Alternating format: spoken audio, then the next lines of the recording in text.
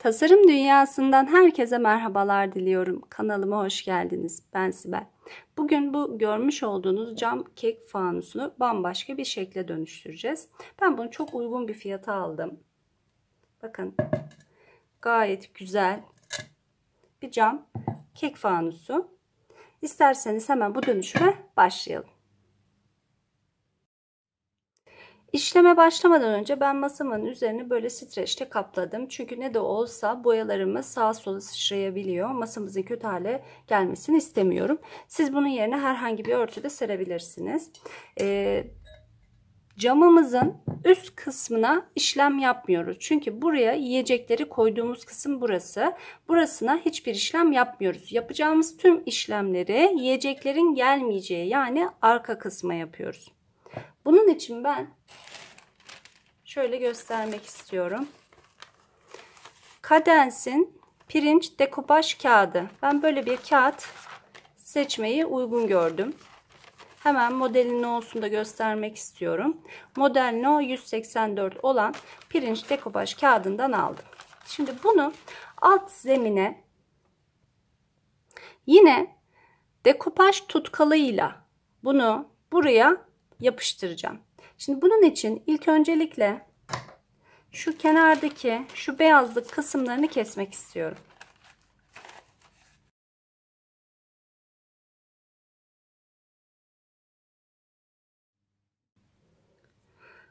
Dekopaj tutkalımı güzelce çalkalıyorum. Bütün ürünlerimizi kullanmadan önce iyice bir çalkalamamız lazım. Hemen camımın üzerine tutkalımı böyle bir fırça yardımıyla sürüyorum.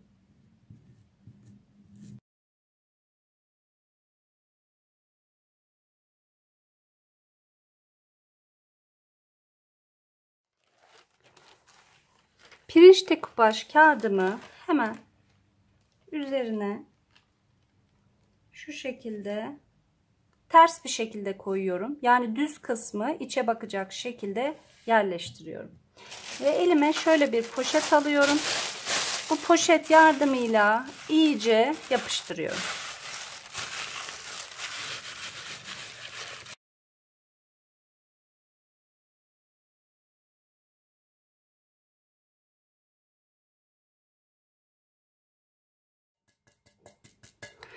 Bu aralarındaki kısımların iyice olabilmesi için böyle fırçamla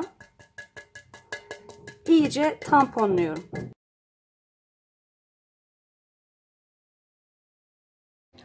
Arada oluşan boşluğu kapatabilmek için yine kalan dekopaj kağıdımı ara kısımlarına yapıştırıyorum.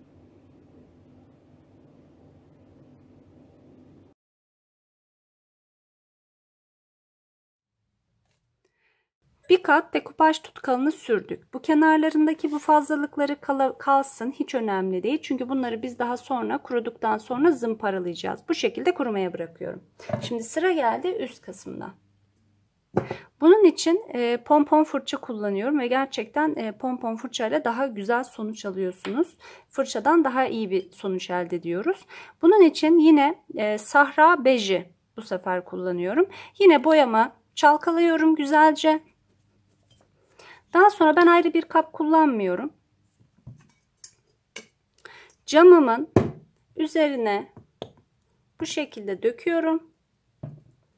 Pompon fırçamla ilk önce sert bir şekilde, daha sonra daha hafif hareketlerle boyamı cama yediriyorum. Yüzeyinde kabarcıklarının oluştuğunu görebilirsiniz. Bu kabarcıkların oluşumunu engelleyebilmek için ilk önce sert, daha sonra da hafif hareketlerle bu kabarcıkların kaybolmasını sağlıyoruz. Ve bütün boyayı tüm yüzeye yediriyorum.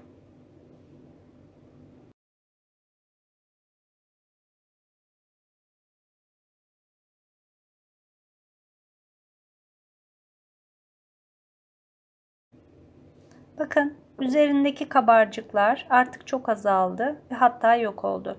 Eğer isterseniz üzerine tekrar zımpara yapabilirsiniz.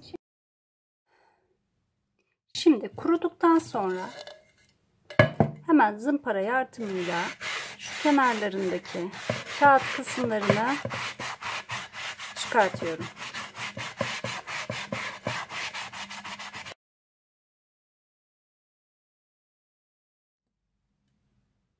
Kenar kısımlarını zımparaladım.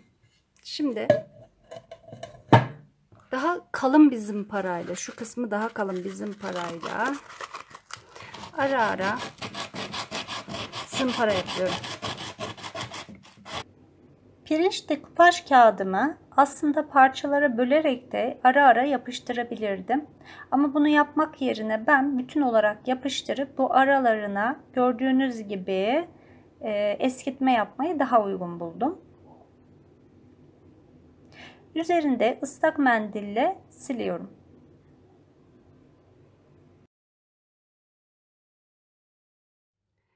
Üzerine yine dekopaj tutkalından bir kat daha geçiyorum.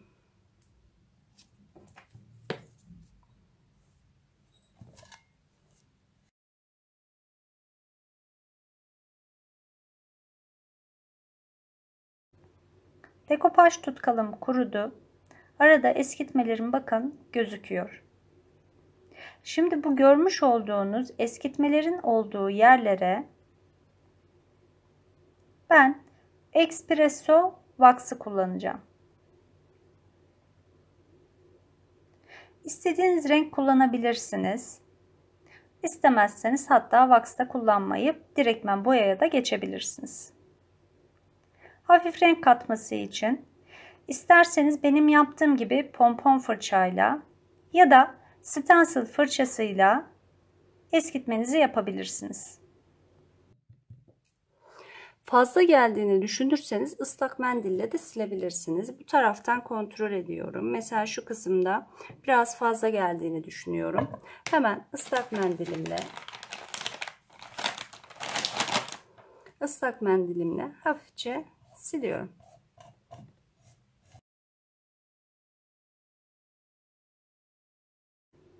Üzerine ben okyanus mavisi rengini tercih ettim.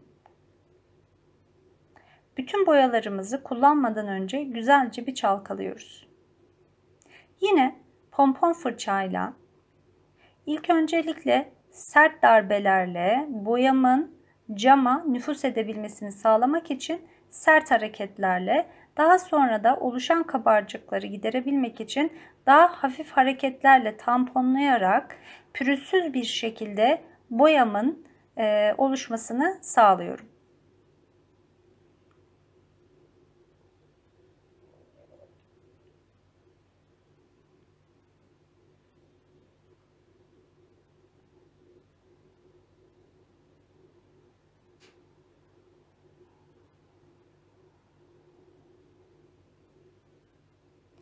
Bütün yüzeyi aynı şekilde bu rengime boyuyorum. Ben başka bir kap kullanmadım. Üzerine dökerek boyamı kullanıyorum. Kapak kısmımız kurudu. İkinci kat boyamızı tekrar atıyoruz. Ben 2 kat olarak kullanmayı uygun gördüm. Yine aynı şekilde boyama ayrı bir kap kullanmadan pompon fırçamla yine boyamı sürüyorum.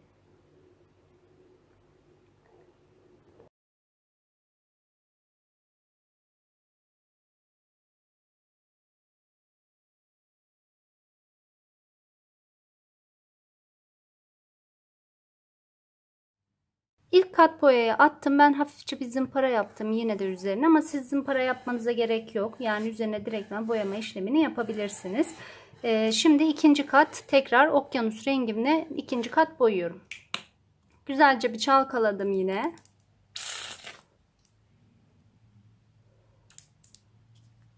Yine pompon fırçamla her tarafına yediriyorum.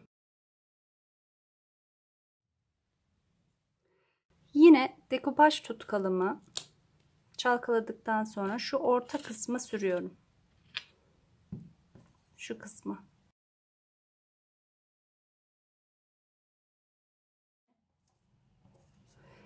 Arta kalan bu yine pirinç dekupaj kağıdımı bu şekilde üzerine yapıştırıyorum.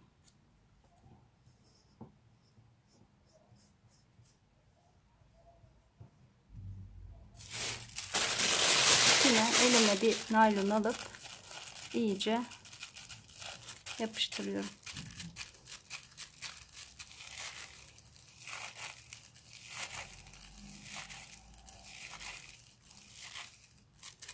Bu şekilde bütün her tarafına geliyorum.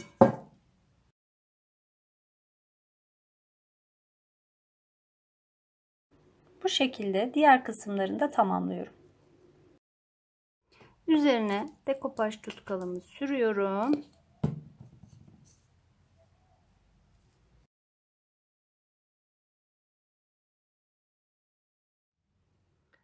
Yine Multi Surface bakır rengimden yine güzelce bir çalkaladım. Hemen şöyle kabıma birazcık koyuyorum.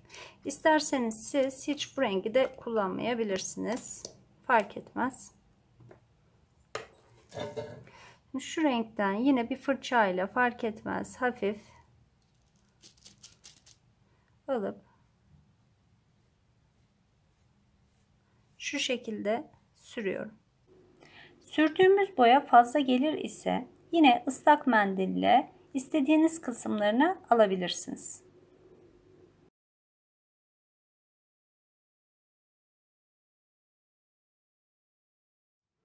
Aynı şekilde şu kısmına da yine aynı şekilde boyuyorum.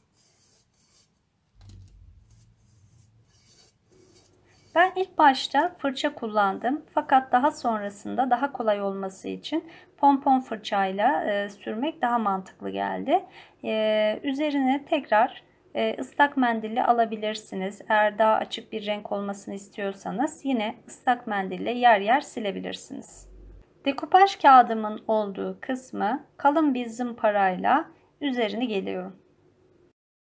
Islak mendille hemen siliyorum. Bu ara kısımlarında ben yine okyanus rengimi görmek istediğim için ara kısmını okyanus rengime boyuyorum. İsterseniz normal ipek fırçayla da boyayabilirsiniz ya da benim yaptığım gibi pompon fırçayla sürüp fazla olan kısımlarını yine ıslak mendil yardımıyla alabilirsiniz. Bu işlemi yaparken küçük parçalar halinde yapmanızı öneririm. Çünkü boya çok çabuk kuruyan bir malzeme. O yüzden ıslak mendille silmek istiyorsanız benim yaptığım gibi küçük bir yer yapıp daha sonra fazla kısımlarını bu şekilde benim yaptığım gibi ıslak mendille silebilirsiniz.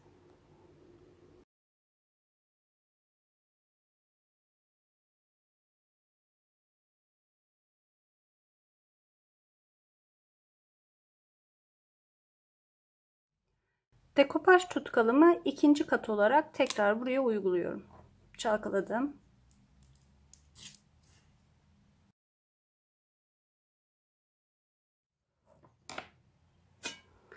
Şimdi şu kısmını da eskitme pudrası kullanmak istiyorum. Yeşil renk. Bakın Mold Green yazıyor. Bu rengi kullanacağım. Şimdi bunu yine çalkaladım. Hemen şuraya bir miktar kabıma koyuyorum. Bu şekilde eskitme pudramı sürüyorum. Yine fazlalıklarını ıslak mendille alıyorum. Üzerine ben yine birazcık yine espresso wax kullanmak istediğim için istediğim yerlere gelecek şekilde wax'ımdan sürüyorum. Eğer fazla kullandığınızı düşünecek olursanız yine ıslak mendil yardımıyla bu fazla kısımlarını alabilirsiniz.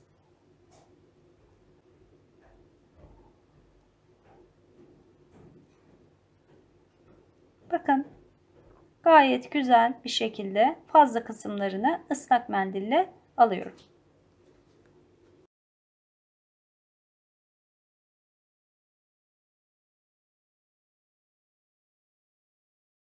Bakır rengimin bu ara kısımlarında da gözükmesini istediğim için bu ara yerlerine yine bakır rengimi bir fırça yardımıyla sürüyorum.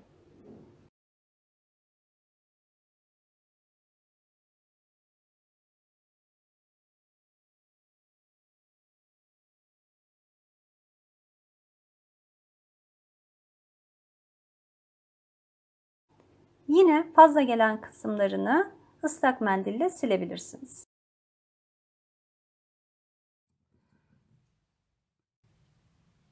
En son olarak yarım at verniğimi tüm yüzeye bir fırça yardımıyla sürüyorum.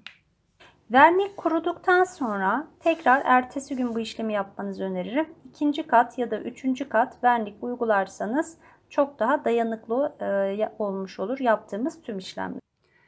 Aynı şekilde bunun da üzerine yine aynı şekilde vernikliyorum.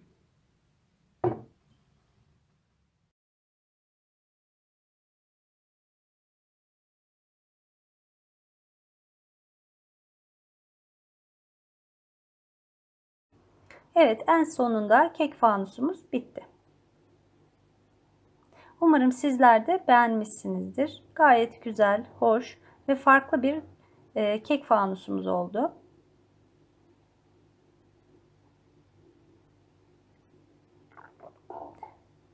Pirinç dekupaj kağıdıyla yaptığımız alt taban kısmımız. Bakın bakır rengi ve mavinin uyumu gerçekten de çok güzel oldu. Bir sonraki tasarımımda tekrar buluşmak üzere. Kendinize çok iyi bakın. Hoşça kalın.